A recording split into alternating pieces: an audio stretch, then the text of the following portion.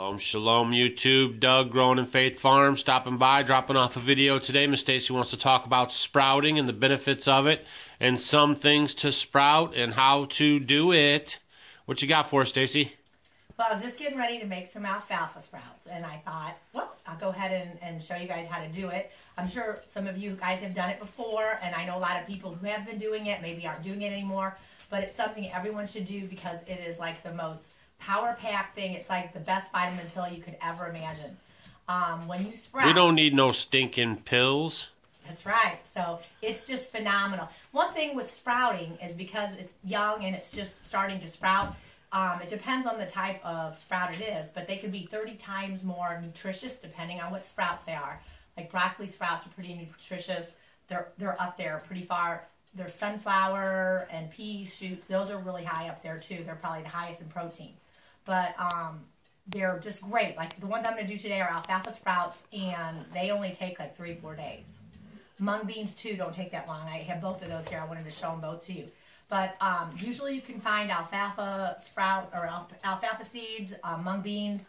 For like beginners, those are really easy to do, and they're very easy, and most people like those. Some of them have different flavors, and maybe you might not like certain ones, but you're pretty safe to start with the mung bean or alfalfa sprout.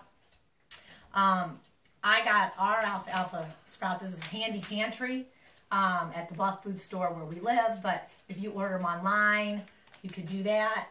Certain stores carry them. Even if you go and talk to different stores, maybe they can even order them for you. Mung beans, I just buy them in bulk at a store that has a lot of bulk foods in the bins. Now, can you get mung beans and stuff? Is that organic, or how does that work? I would definitely want to go organic with my seeds if I'm going to sprout them. Yeah, definitely. So, okay. And then the other thing with them is they're just totally full of vitamins, minerals, enzymes. When you sprout, you get 100 times more enzymes than the actual vegetable itself, which is like, wow, that's just great. And when you sprout, when you consume it, you get a lot more oxygen, so it goes inside of you, and like disease and sickness and bacteria and virus cannot grow if you have a lot of oxygen going on in the body like that. So eating that is just excellent. So I try to put them in sandwiches and salads, eat them as much as I can just for a snack. You can munch on them. They're great. I mean, if you make extras, the chickens, it's good for the chickens to give them as a snack. It's just a great, easy, wholesome food, and you don't need sunlight to do it. Unless you're going to sprout maybe different kinds of seeds, you do need a little dirt, and they get more complicated. I'm going to give you the easy way, kind of sprouting for dummies. It's so easy. So let me show you. Here is a quart mason jar. So that's what I'm going to use. And basically, I can open it. And what are you pouring in there? I'm pouring the alfalfa seeds in there. Now, I never measure. So, I mean, as you can see, I don't have very many in here. Right, because they're going to blow up. I mean, it blows up like, whoop. I mean, this whole thing will be filled from that. Right. The alfalfa seeds. And then you need a very good, nice, clean, purified water. You don't want to don't do tap water with chlorine or any of that junk in it. And fluoride. Nice, purified water. Not distilled water either. No? You could use distilled. You can? Yeah. Okay. All right. All right. So here, I want to cover it up because they're going to kind of blow up. And then I'm going to put my lid on it. Now, there's a couple ways to do this. I just have a little meshy thing, you know, like a screen. I just cut out, made a circle, and put it in my flat. I took it out and put the ring around it, and then I put that on here. If you don't have a little meshy thing, just use a piece of cheesecloth, a cloth, something that the water can go in and out of. So I'm going to go ahead and just take this, set it on my counter overnight. So I usually do my sprouting stuff right before I go to bed. So then I'm going to get up in the morning, and I'm going to strain the water out, and then I'm going to let it set on the counter. And then at nighttime, I'm going to go ahead and I'm going to put some more water on it. I'm going to let it rinse out. So I'm just going to rinse them. So first night, you let it set overnight. And then from then on out, twice a day, I want to rinse them. So I usually do a morning and night. And then you're going to start seeing them grow bigger and bigger and bigger and bigger and bigger. If you have kids, they just love it. It's just really cool to see how they go. And it's just going to keep going and going and going. Now, I know some people only rinse them once a day. And sometimes if I forget, I mean, it's not really a big deal.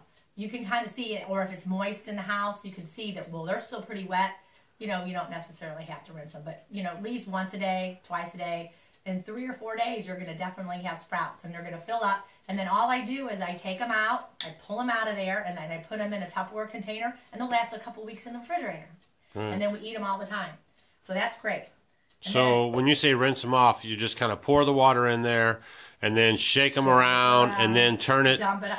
Whoop, dump Now, it do you out. want to, when you put your container down, even if you have the terry cloth or whatever on it, don't you want to put it down at an angle so any extra water will have a chance to drain out of the jar?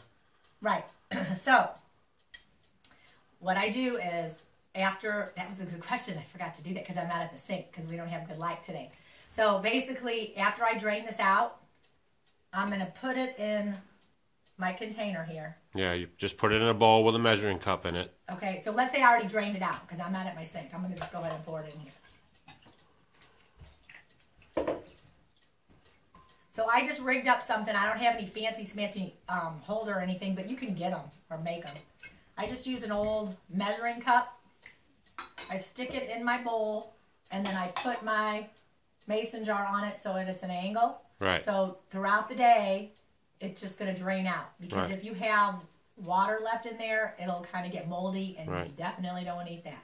So you put the water in, you kind of shake it up, and then you turn it upside down, get what you can out of it while you're shaking it, and then when you leave in the morning, you put it at that kind of an angle and just leave it that way all day till you come home at night and repeat the process. Right, and then I'll do that, and in 3 or 4 days, I'll have wonderful sprouts, and it just Right. grows. Gotcha. Easy. And if, like, people are like, I don't have a green thumb. I mean, you could do it. It's so simple. But it will not grow, because I know a lot of people try to sprout, and then they'll just set them in here, go like this, and then they get all mushy and stinky. Yeah, you don't want to leave it straight up and down. No, you want it to drain. It needs the airflow getting through it. Right. And if it has that kind of stinky, moldy smell, you don't want it. But basically, that's it, and these will grow. Very easy. Right. And you'll do the same thing for the mung beans. They're just, and these are kind of fun. I like these. So they're just like little bitty green balls. Right. So mung beans are fun, and they're just gonna, if the bean's bigger, the sprout's gonna be bigger. Right. And I wrote it down. It's called Just show us. Sprouts as medicine. They have a little hyphen in between. Sprouts dash or hyphen as hyphen medicine. And that's a good website. It talks about all the medicinal things it can do. There's recipes in there. It's just really, really good. It's a good website. Right. So check that out. Okay? Okay. And I So want you guys to try it. And if you've never done it, go for it because it is very, very good for you. And the reason why is because after the seed dies and what emerges from it has the most nutritional value, and then as it grows, it still maintains the value, but it gets kind of depleted because it's putting all of its energy into growing. So when the sprout first comes out, it really is packed full of the good stuff.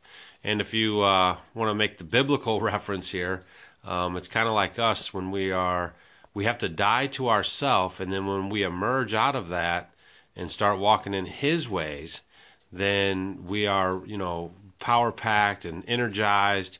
And if anyone's ever experienced that before, and you want to share with everybody, and it's all the same kind of concept. But that's why sowing and seeds is used a lot in Scripture for reference, just because of this very profound, way that we can eat our food and also compare it to our spiritual walk. So what else can you sprout? I mean, you said the mung beans, you said the alfalfas. I mean, anything that you can grow, Yeah. you can sprout. So I mean, it's fun to experiment. right, I mean, see what you like. Yeah. Right. Right. I mean, you could do beans, any kind of bean, anything. And I've tried a lot of them, garbanzo beans, lentil beans. I mean, all those you can sprout and just try them and see. There's certain beans maybe I'll sprout and I don't like the way they taste.